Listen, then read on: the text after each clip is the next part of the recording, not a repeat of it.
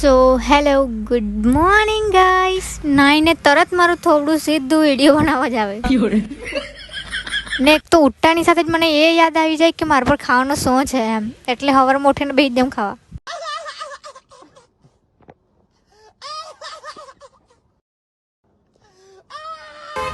Biscuit ખાતા ખાતા મેં એ વિચારતી હતી કે આજે નાસ્તો બનાવું કે નહીં બનાવું. પછી ઈચ્છા થઈ કે ચાલો આજે બટાકાવાળા બનાવી જ નાખીએ. તો ફટાફટ ઘરમાં આવીને મેં મૂકી દીધા બટાકા બફાવવા માટે.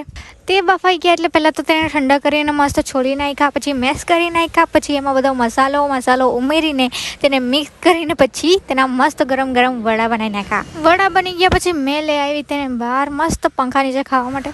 વડા તો મેં એકદમ ટેસ્ટી બનાવ્યા હતા. હા, વડા ખાઈને પછી આવી ગઈ હું થોડીક વાર બહાર. ને આ શર્ટ તો મેં એવું લાગતું છે કે મારા દાદાનું પહેર્યું છે.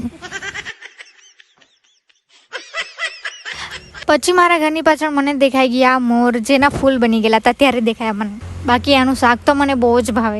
પછી બપોરે મેં ખાઈ લીધું હતું રોટલી શાક. તે ખાઈને પછી ઘરમાં તો બહુ જ ગરમી લાગતી હતી, તો મેં આવી ગઈ બહાર થોડી ઠંડી હવા આવતી હતી. આજે જરાક ગરમી ઓછી હતી, બાકી રોજના તો કેટલી લાગે યાર. સવારમાં મારું થોબડું એટલું મસ્ત ચમકતું હોય ને, પછી જેમ સાંજ થતી જાય ને તેમ ડલ થતું જાય, ખબર નહીં કેમ. પછી કાલ સાંજના મેં ચણા બોળાઓ મૂકી રાખ્યા હતા, તે ની અત્યારે બાફા મૂકતા તો પછી બગડી જતા, એટલે મેં તેને બાફવા મૂકી દીધા. તે બાફાઈ ગયા એટલે ઇવનિંગમાં તેને મેં એક પ્લેટમાં કાઢી લીધા. તો આજે બનાવશું આપણે એક ઇવનિંગ સ્નેક્સ. તો તે ચણામાં મેં છે ને ટામેટું કાપી નાખ્યું છે, પછી બે બાફેલા બટાકા મારા પર હતા તે એમાં જ મેં મેશ કરી દીધા છે. એમ તો મેં રોજના જ બહુ ખાઉં છું, પણ મેં આજે કંઈ વધારે જ લિમિટથી વધારે ખાધું છે. હા, તે બટાકા મેશ કરીને મારા પર લીંબુ નહીં હોવાથી તેમાં નાખી દીધું મેં આંબલીનું ડોખું. પછી મારા ઘરમાં જેટલા બી મસાલા હતા તેટલા બધા મેં નાખી દીધા એમાં. પછી લાસ્ટમાં એમાં નમક નાખીને આને આખું ચૂરું કરીને એમાં નાખી દીધું. પછી મેં એને બરાબર મિક્સ કર્યું, તો કેટલું મસ્ત દેખાતું હતું. જો મિક્સ કરીને પછી બરાબર મેં એને ટેસ્ટ કર્યું તો બહુ જ મસ્ત, એમ જ બી બહુ મસ્ત લાગતું હતું. પણ મેં એના સાથે ખાવા માટે છે ને દહીં લઈ આવી ખાંડવાળું.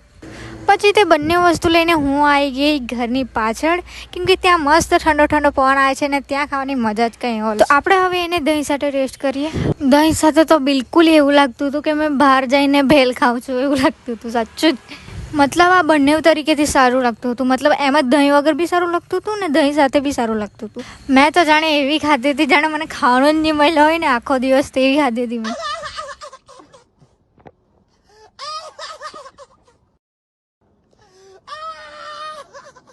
એમ મને ચણા વધારે ભાવે નહીં, પણ આ મેં બનાવ્યું હતું ને તે એટલું ટેસ્ટી હતું કે મેં એક જ વારમાં ચટ કરી એને. પછી આવી હતી મારી ફ્રેન્ડ, તો તેની સાથે અમે ગયા વાસ્કુઈ.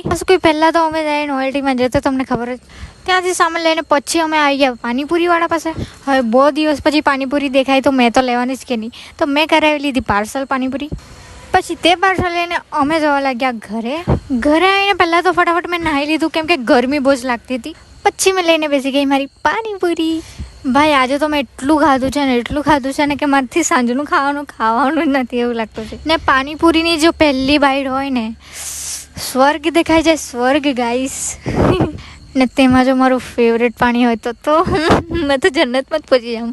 તો એ બકવાસ કરતાં મેં ખાઈ લીધી મસ્ત પાણીપુરી. પછી મને પાણીપુરી જરાક વધારે તીખી જાણે લાગી, તો મેં આઈસ્ક્રીમ બી ખાઈ લીધી. તે ખાઈને હું આવી ગઈ મારો વ્લોગ એડિટ કરવા માટે. તો મળીએ કાલે, બાય.